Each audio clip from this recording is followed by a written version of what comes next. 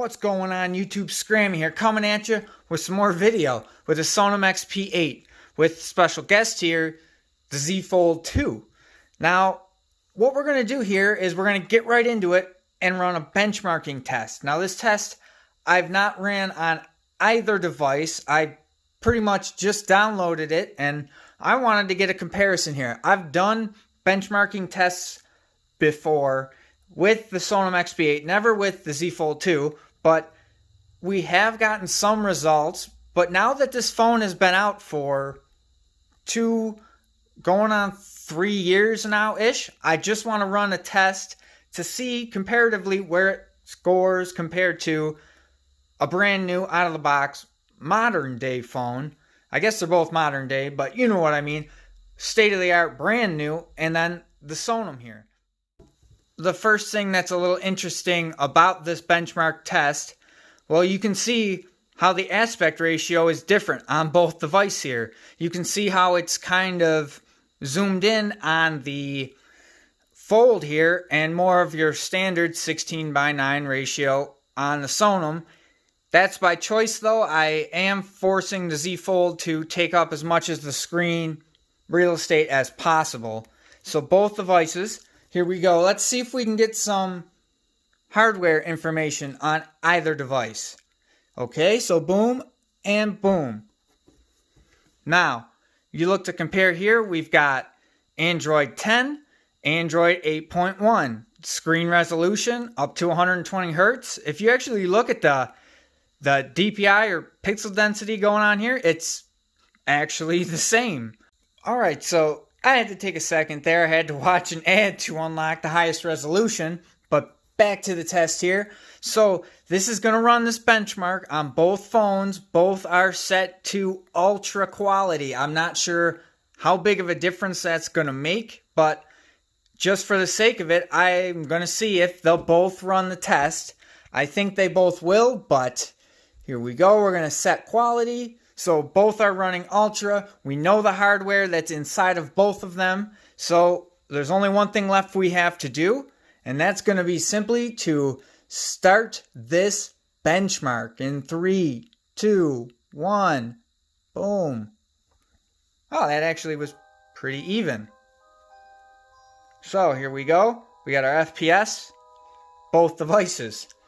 Now I'm going to shut up and let you guys listen.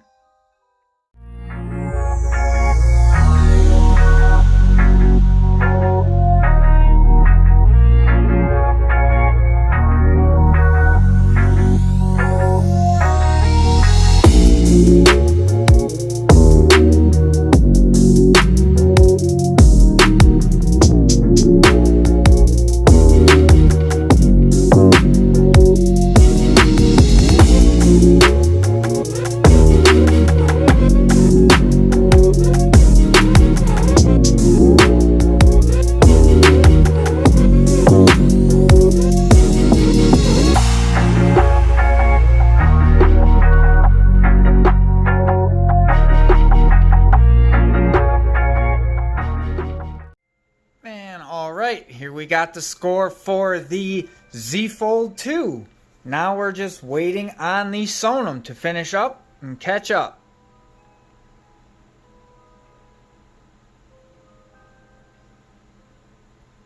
And there we go. You can check this out.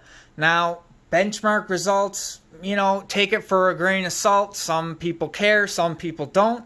But I just thought this was interesting to give you the FPS reading throughout the test on ultra graphics quality here. So we have our maximum FPS of both devices. As you can see, the Z Fold 2, as expected, came way out on top. Got over 70 FPS. The Sonim, got all the way down to 12.7.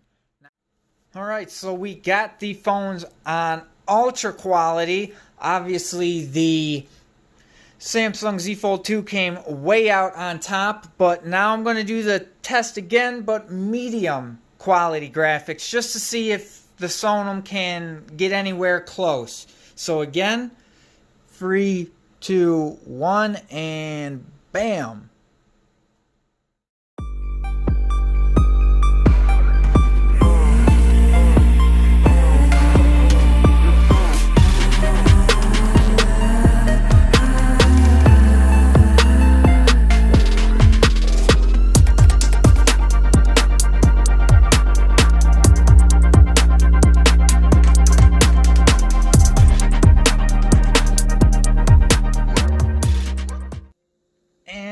go. On medium quality, we have more results here.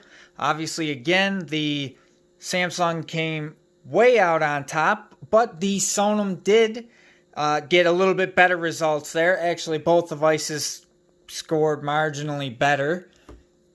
I do have to say, though, that the Z Fold is getting quite warm. I guess the Sonim has warmed up a little bit too. I guess that is to be expected. But I just thought I would do something a little different for you guys. I just wanted to check some FPS, the frame rate, just to see how smooth either device would run a high performance graphics test, such as the one we just performed.